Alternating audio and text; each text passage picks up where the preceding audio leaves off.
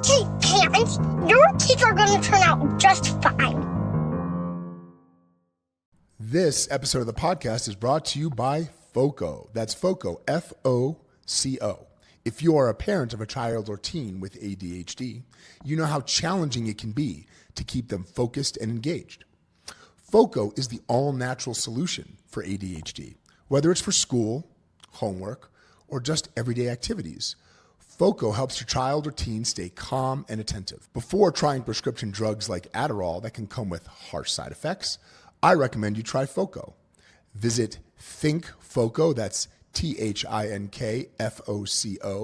thinkfoco.com for more information. Welcome to the Your Kids Will Be Fine podcast. I am, as always, Dr. Michael Molofsky, board-certified pediatrician, parent of 7.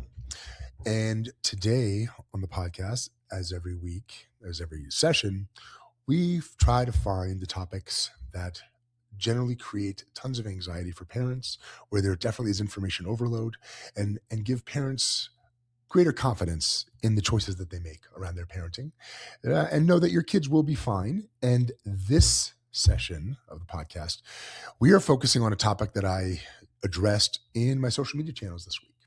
And that's about how, as both a parent, I have 7 children. For those who don't know, I have 3 boys and 4 girls. My sons are now all grown. They are 29, 28, and 26. And I have 4 daughters. And as a pediatrician, more and more, I am having conversations with parents of boys, starting in preschool, that their child's behavior is being labeled. And I'm not putting this at the feet of that the fault of this is something that preschool directors and preschool teachers or kindergarten directors and teachers are doing on purpose. But the response to my video about this was overwhelming. I had so many families reach out and share their individual stories on the level of many hundreds, as well as my personal experience having to deal with this as a clinician in the office. And what is happening is that starting in preschool, what I consider developmentally normal behavior that is typical for boys is being labeled and pathologized. Parents are being told that something is wrong with their son, that their child needs to be evaluated, and that their son has even as far as that their son has a diagnosis, if not actually putting forward a diagnosis to the parents. But that has happened as well, which I think is unconscionable, especially from a preschool teacher or a preschool director. And the reason why I think this is an issue is that this reflects, in my opinion, a greater societal issue that has been addressed by other thinkers and authors in this space. I'm going to put out the names Scott Galloway and Jonathan Haidt, both from NYU, Arthur C. Brooks, all psychologists and social psychologists, that in general, boys are being labeled as problematic for behaviors that are developmentally normal boy behavior. There are certain developmental and neurocognitive realities that are not being understood, or if they are understood, they're not being discussed enough. Now, this is a generalization because I see tens of thousands of children every year. And of course, there are always exceptions to every developmental rule. You can't make a developmental rule that it applies to every child all the time. But what I can say, and this has been completely validated by people who work in the developmental and neuroscience space, is that neurocognitive development of boys and girls follow different paths, especially in the preschool and pre-kindergarten and kindergarten years. Boy development is slower in areas of self-regulation, in areas of language and expressive skill development, and girls develop much faster in those areas. Boys tend to have much more need for movement and energy outlet compared to girls who are in general much better at, in the preschool and kindergarten years, sitting still, taking direction, following through, and boys who are completely normal and completely healthy don't do that as well, require much more movement and outlet, a lot more impulsive, and a lot more physical, and that is normal. And boys who are seen in and function in single gender spaces, which is not right for everybody, but they do exist, especially preschools and kindergartens. The staff and the people who are caregiving and instructing those boys know this intuitively and know that they have to run the day differently with a class full of boys compared to a classroom full of girls. This is not something that is an opinion anymore. This is not something that is subject to someone's feelings about it. This is a developmental and neurocognitive fact and reality. But more and more in preschool spaces, this behavior is being seen as intolerable and being seen as pathological and is being labeled as such, even when it's completely developmentally normal. And this is the problem.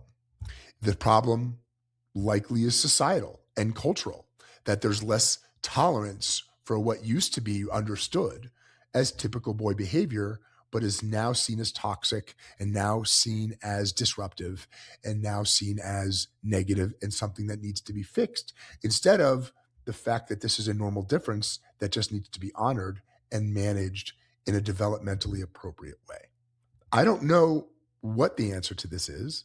However, I do see and talk to parents all day, and I see where I see positive change and positive things is when parents are redshirting their boys, meaning they're able, and I know that this is not something that is always a reality for financial reasons or because of where you live and what's available and resources that are available. I completely get that.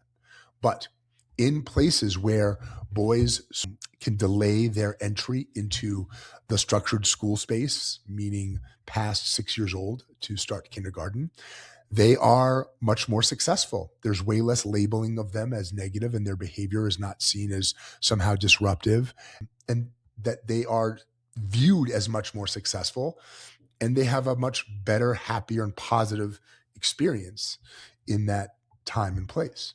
But I think the bigger question is why? Why is boy behavior uniformly being labeled and seen in especially these preschool spaces as immediately diagnostic of a problem, and parents being told that their son has an issue, and parents being scared and browbeaten into getting their son evaluated? I think I've had at least 3 to 4 conversations this week with boys that I have seen since infancy. We do, and every pediatrician does, I think it's important to know, every pediatrician does developmental assessments at every visit, including for autism at both 18 months and 2. I knew these boys well, and I know that these boys are developmentally normal and healthy boys who are engaging in behaviors as a parent of boys and a pediatrician that is completely normal and expected for boys that age under those conditions. And the amount of labeling and the amount of pathologizing that the staff insisting to these families that their sons have a problem is frankly shocking. And so it speaks to a much bigger cultural issue.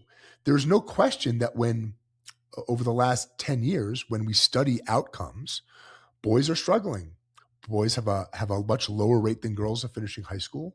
They have much lower entry rate into most spaces of higher education and college. Girls far are exceeding, outperforming boys in all of these areas. And so there is clearly something going on with how we are labeling, managing, and understanding normal boy development and how to best support it and how to best optimize the experience for boys to give them the best opportunities for success and set them up for success. I feel more and more that boys are being set up for failure from very early on because of this very clear tendency in what we're seeing, and a lot of families having the same experience. So I would love the audience, especially if you're parenting boys, to share your experience. You can go to the website, Your Kids Will Be Fine. There you can also go to my social media channels on Instagram, that's at Peds at the Meadows, and TikTok, that's at Dr. Mike M. And even though if I can't respond directly to everything, know that I'm reading all of them. And I would really, really love to hear more of people's experience about what their preschool and pre-kindergarten experience has been with their sons. Now, issues with girls are there, not that everything is hunky-dory with girls all the time, but this issue, I think, is unique to boys and is uniquely impacting boys in a negative way. So if you liked the topic today, don't forget to tune in for all the episodes of Your Kids Will Be Fine on Apple, Spotify, and anywhere you find podcasts. You can also go to yourkidswillbefine.com where you can download every episode and you can leave comments and show suggestions. And we are looking forward to talking to everybody again at the next episode. Wishing everyone a very, very good Christmas, holiday season, Happy New Year. In my family, we celebrate Hanukkah, and Hanukkah is almost over, but to all of my Jewish brethren, Happy Hanukkah as well. And we are looking forward to seeing you guys next time.